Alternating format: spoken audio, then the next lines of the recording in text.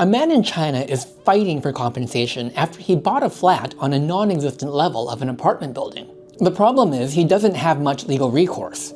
He bought the flat in a village near the city of Xian, off-plan, and made the down payment in 2013 for what he thought was a flat on the 34th floor of the building. 4 years later, after construction was done, he was told the finished building only had 32 floors. But he can't get his down payment back in full because the apartment falls in a kind of gray housing market. You see, a lot of rural land in China was left idle as more and more people moved from the villages to the big cities.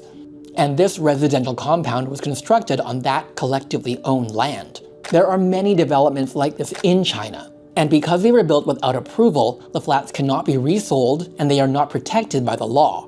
So why do people buy them? Well, it's because they're cheap. The flat in this case was just 1/3 of the average price of a flat of the same size in China at the time. When the man found out his 34th floor flat did not exist, the developer offered him one on the 32nd floor. But he needed to pay the rest of the balance immediately, which he was unable to do at the time. A few months later, the developer told him that 32nd story flat had been sold to someone else. So naturally, the man sought a refund on his down payment. The developer eventually gave him back almost 60% of it, but then stopped answering the man's phone calls.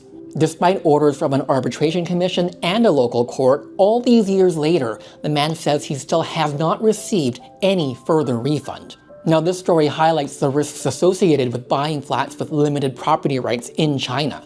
But some internet users say it's worth it because it's the only way they can afford to buy a home.